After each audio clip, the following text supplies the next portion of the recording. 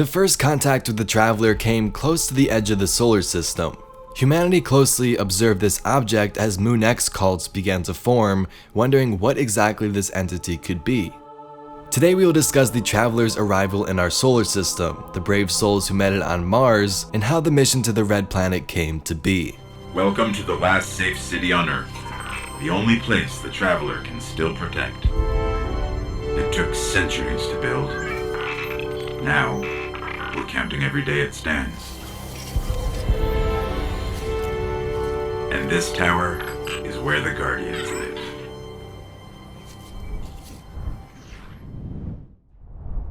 So this video will be explaining the events leading up to the Ares 1 expedition to Mars and the 3 important characters that were involved.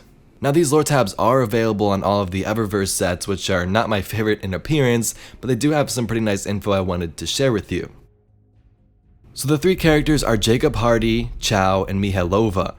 So we're going to be bouncing between the 3 different characters leading up to the expedition to Mars, so let's get right into it. So we first begin 517 days before the Ares 1 mission. Here, Jacob Hardy is at some type of party with some, generals and things like that, and they kind of pull him aside while they're having a toast out there and talk to him about what's going on.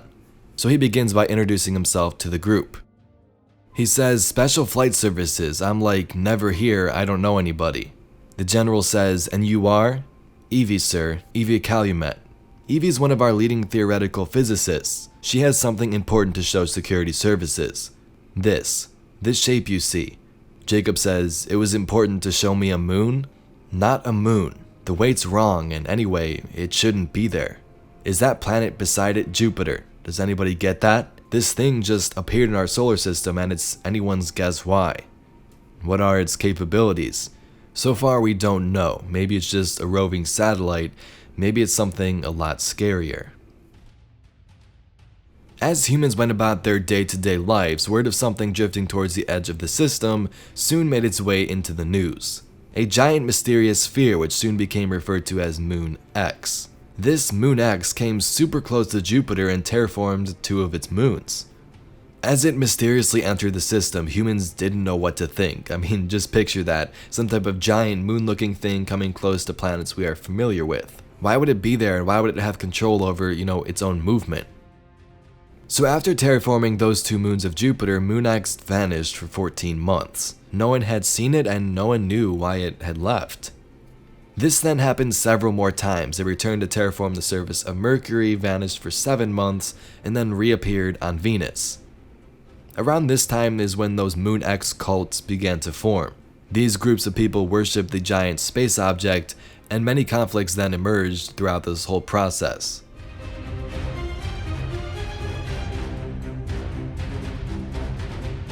Been here a week and the clubhouse feels like home now.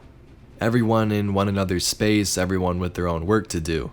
Wish I had the same faith in humanity. That riot between competing Moon X cults in New Orleans is not a good sign. The crew is everything they were sold as. The navigator, his name is Chow, is one of the most inquisitive men I have ever met. He has a curiosity that makes his whole face glow. Mihailova is working on the AI of the ship. She is very serious. Trained well enough to treat the rest of the team with respect, but you can tell she's not interested in answering questions from lesser intellects. Which is probably most of us, at least in her field. Evie could give her a run for her money, I bet. Evie, whose theories on tracking the Moon X gave us the first jump on where we could go meet it. She just looked this way. Guess she can tell I'm writing about her. So we can see this group was formed to study this Moon X and learn what it's all about. We talked about Chow, the navigator. Mihailova was working on the AI, and of course Jacob Hardy, the pilot, was a part of this team, and he was writing all of that in his journal. So in the next tab, we'll figure out that Jacob Hardy learns he's going to Mars, and he doesn't have a lot of time to prepare.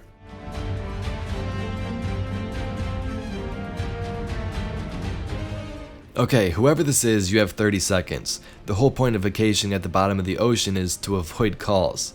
The general chimes in. "It's Fielder, Hardy." "Oh, yes, sir. It's about Moon X." "Sir? Your friend Evie was right. It's almost impossible to track, but she has a way. And now it showed up right where she said it would, inbound to Mars. Did you copy? It's going to be on Mars. You saw what it did to Jupiter and Mercury and Venus. So we want to send a multinational crew to intercept it. Multinational? The general says, you'll be the pilot of the craft. Look, I don't disagree with the idea, but Mars is 50 million kilometers away. Give or take, yeah, the mission will have to depart from Mars in 2 months, 60 days. 60 days? So enjoy your vacation and then get back here. We're building a clubhouse and a ship. We're gonna catch this sucker. 58 days prior to the launch, Chow is in China at a university answering questions from some students. A student asks, Dean Chow, thank you for answering all these questions about Ares 1. No, thank you. I love it. Do you remember where you were when you first heard about the mission? I do remember where I was when I got the call. It wasn't called Ares 1 then, of course, until around the launch day it was called Project Catamaran. Anyway, my oldest daughter was applying to the university and we had flown in from our home in Sydney to visit. We had lunch with some professors and afterwards we visited one of the dorms just over there. It's not there anymore. Thank God it was an old dorm. There were protests all over that day. MoonX cults were in full force, calling for all governments to combine. I took the call in the drone we rented for the day. They wanted me to cut the visit short, but I refused. They wanted me to be gone for a year and a half. They could wait until the morning. 30 days to launch, the crew are playing a little match of basketball and talk about the Traveler. Wait, you don't play basketball? Of course I do. Okay, so me, Mihailova against you and Evie. Oh, we'll wipe the floor with you. Don't be so sure. How's the nav coming? All told, beautiful. With Mihei's AI and Evie's theories, we don't want to accidentally run into it. It? MoonX. Too slow. Hey, no traveling. Sorry. Got it. Not so fast. 2 points. You want to talk about fast? Wait. Huh? Okay, what? Traveling. MoonX. Look, we need to stop even thinking of it as a satellite or a false moon. It's big, but it acts like it's alive. The thing moves with purpose. It's a visitor. It's a traveler. The situation with E becomes increasingly tenuous. She insists she needs access to all the AI code for her gravity well measurements, which I find highly unlikely. It's simply not necessary and I've given her all the subroutine code that she can possibly need. But she wants it all. It's absurd. What would she make of the R subsystems if she saw them? That's what I codenamed the deepest core of the experimental AI at the heart of the new ship. And he's doing very well, now writing his own code. Off the charts well. Would E even understand? Likely she'd go running to Hardy, show him some of the outer items where R has written some of his own code and seems to be, how can I put it, passing judgment on us.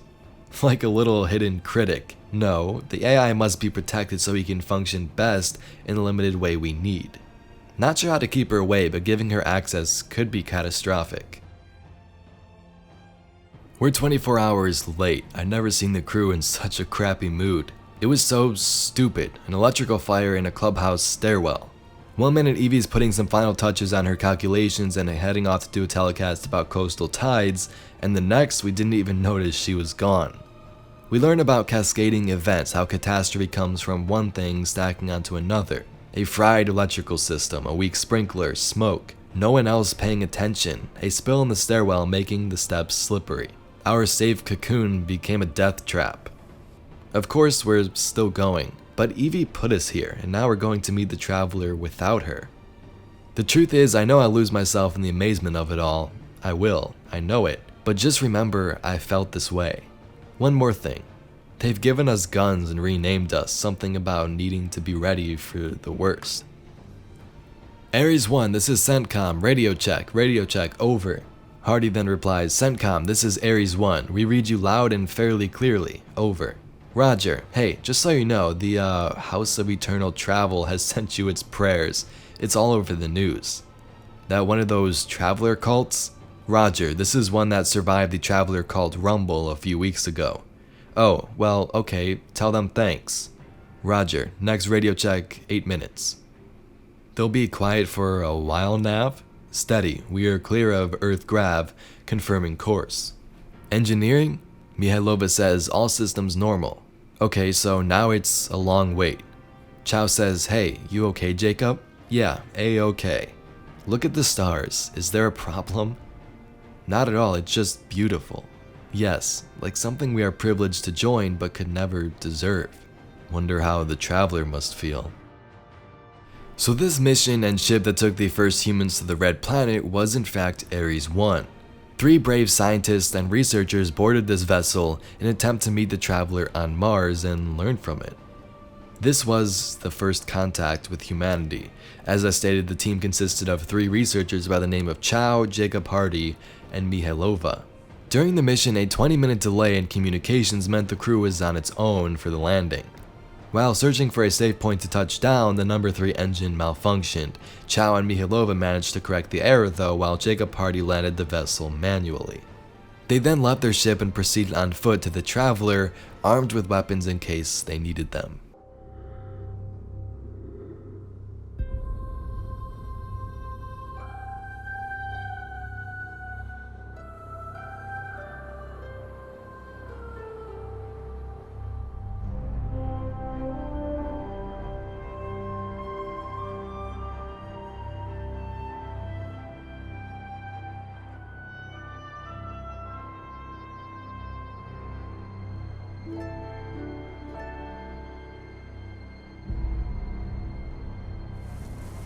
At the top of the ridge, they came into view of the Traveler, terraforming Mars before their eyes and making it rain on the desert world. Hardy marveled at the Traveler, believing it to be the key of humanity's advancement. And from this first contact sprung the Golden Age.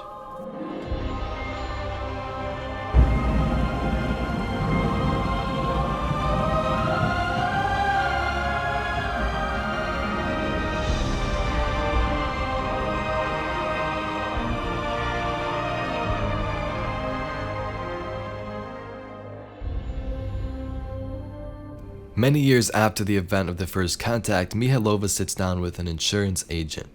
Let's talk about your background. You were one of the heroes of the Ares 1, right? Heroes? No, we were scientists. Very well, so as a scientist, the system you designed, I designed the AI. And did the AI run the mission? Oh no, it couldn't have back then. We had no idea what we were going to find. MoonX was a terraformer. We could run into oceans, storms, and indeed, landing was a mess. So we needed the best AI and extreme flexibility because it would be better if Hardy could take the ship in his hands. Project Catamaran was a secret and probably dead as soon as it started. Crazy to run out and meet something like that. It was good work though. Most of the AI code I started there didn't really get used for the mission, but it came in handy. I mean, where do you think? So the dialogue there in that tab with Mihailova basically just cuts off. Now it's pretty safe to assume that she could be referencing Rasputin as being this powerful AI, which doesn't seem too far off. I mean, in the earlier tabs that I read, she labels the ship's AI as R and discusses how it's learning to write code on its own. And also, the guys over at Destinypedia brought up a pretty good point as well, Arkmind and Dante. They said that yes, Clovis Bray had a big part in shaping Rasputin, but it is possible that there are many different techniques that were experimented with and that other people helped along the way. The Bray family shaped me to be an all-seeing savior, while your vanguard sought to wield me as a primitive weapon. So Guardians, I hope you enjoyed that whole story about the first contact with the Traveler, Ares 1, then Chow, Hardy, and then Mihailova. We've known about the Ares 1 mission for a very long time now, since Destiny 1. I mean, it was the first cutscene, but these new lore tabs give us information and backstory behind these characters, and I kind of wanted to make it into a little story for you. So with that being said, I did not read all of the lore tabs. There is different tabs for each section of the armor there, but I tried to cover the main points and put it in a plot where it led up to the mission and then things afterwards, so you can definitely check out the other tabs if you'd like. Also, be sure to tell me down below what other lore videos or mysteries would you like to dive into in the future, and please like this video up if you enjoyed. Anyway, my name's Efade, and I'll catch you Guardians in the next one.